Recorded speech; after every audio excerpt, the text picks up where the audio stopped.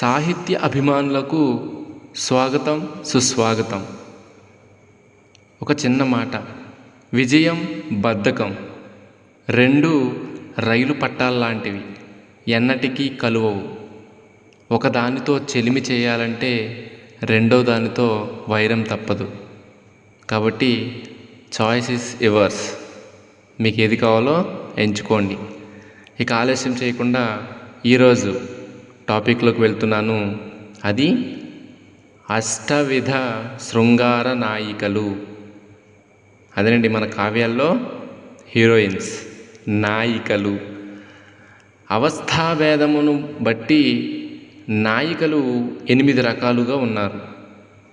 ఇక్కడ అవస్థ అనగా భర్త లేదా ప్రేమించినటువంటి నాయకుడు దూరమైనప్పుడు, వస్తాన్ని చెప్పి సమయానికి రానప్పుడు, లేదా ఏదో విధంగా నాయకుడి యొక్క ఎడబాటును స్త్రీలయందు అంటే నాయికలందు గమనించినటువంటి కొందరు కవులు ఈ నాయికల యొక్క లక్షణాలను అష్టవిధ శృంగార నాయికలు అను పేరుతో వర్ణించడం జరిగింది.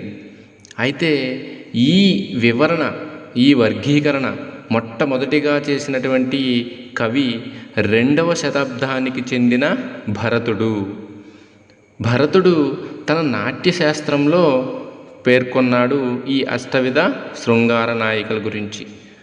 తరువాత వచ్చినటువంటి ధనుంజయుడు 10వ శతాబ్దంలో తన దశరూపకం అను గ్రంథంలో ఈ అష్టవిధ శృంగార నాయకుల గురించి వివరించాడు.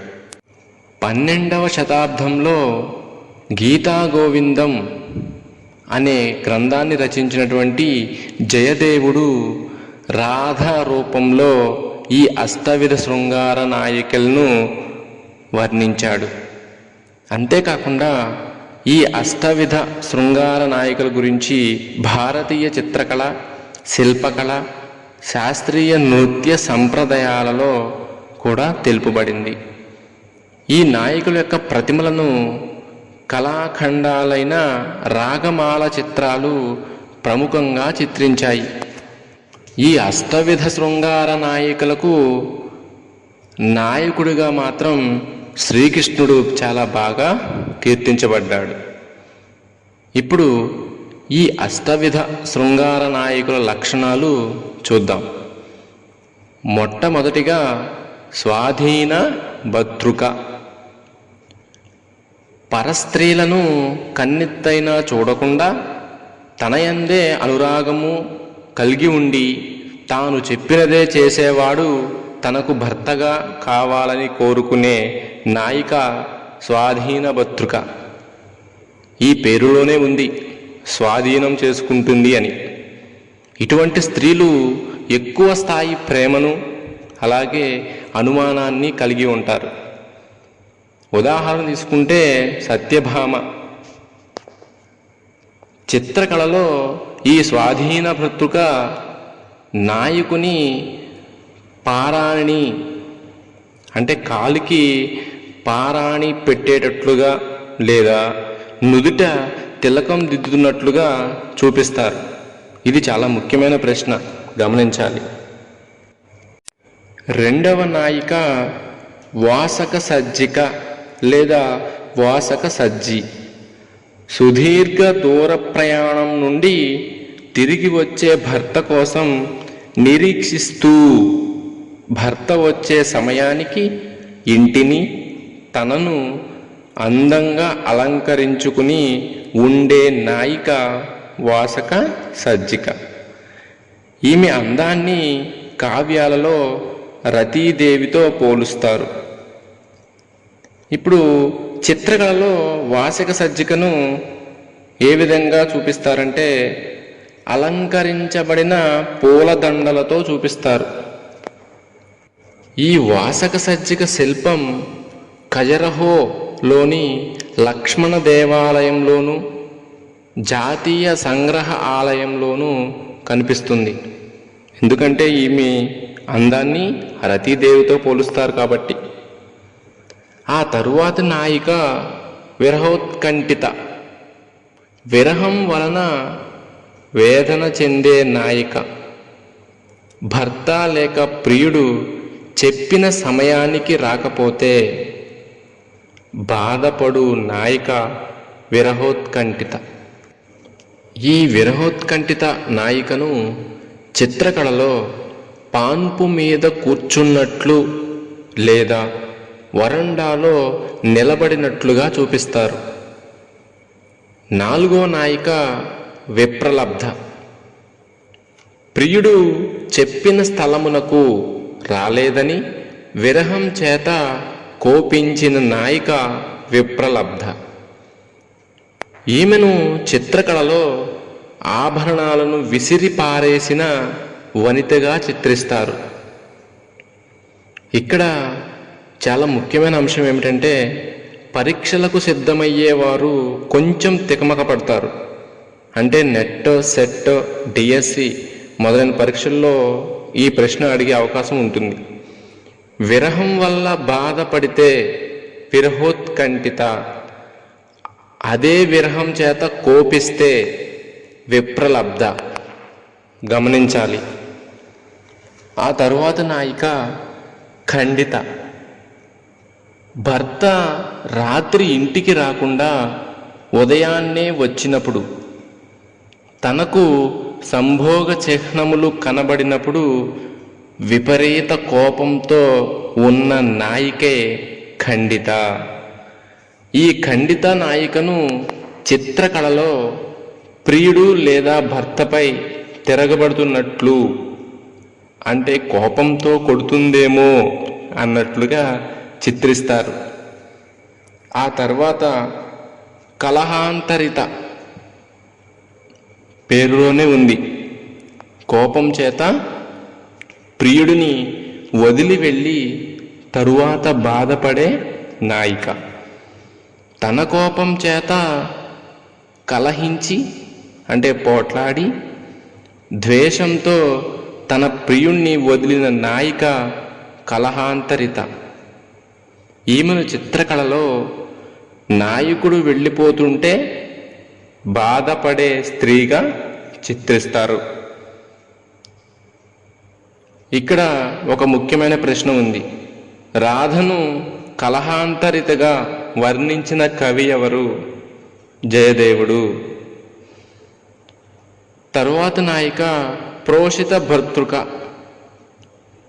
భర్త దేశాంతరం వెళ్ళగా అతన్నే తలుచుకుంటూ బాధపడే నాయిక ప్రోషిత భర్తృక.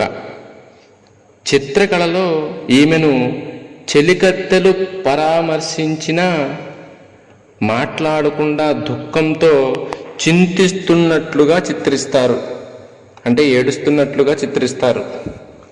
ఆ తరువాత నాయిక అభిసారిక.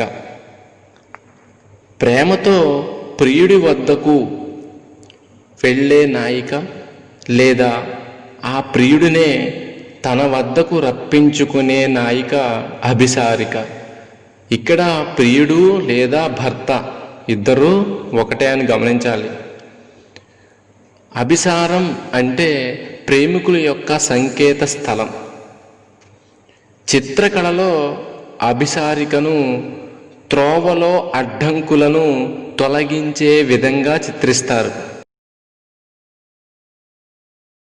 ఈ అభిసారిక 3 రకాలుగా ఉంటుంది. ఒకటి జ్యోత్స్నాభిసారిక, 2 తమోభిసారిక, 3 దివ సాభిసారిక. మొదటిది జ్యోత్స్నాభిసారిక. తెల్లని వస్త్రాలు, తెల్లని పువ్వులు, తెల్లని గంధ హారాలు ధరించి వెన్నెలలో భర్తతో ఉండే నాయిక జ్యోత్స్నాభిసారిక.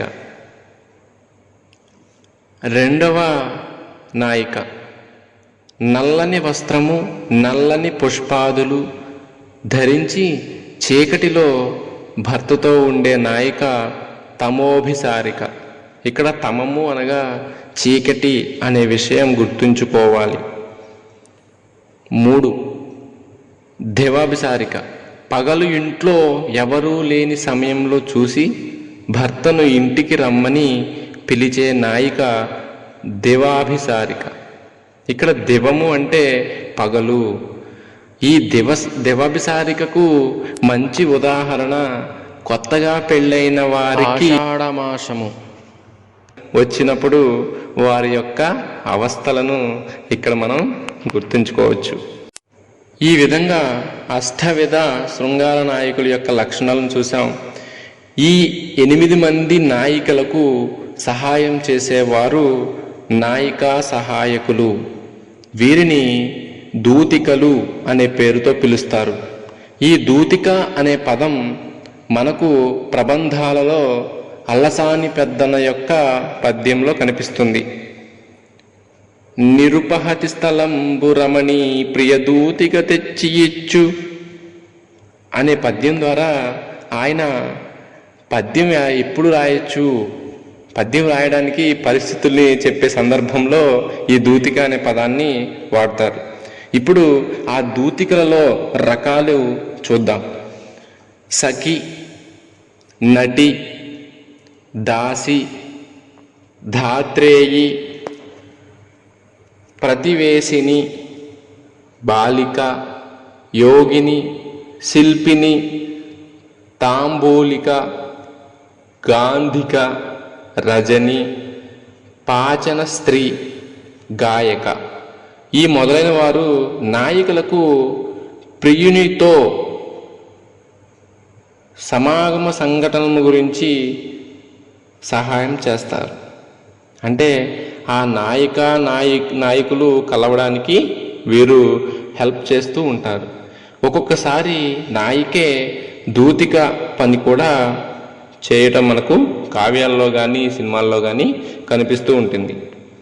ఇవ్వండి 8 శృంగార నాయకుల గురించి, వారి లక్షణాల గురించి. మళ్ళీ కలుద్దాం.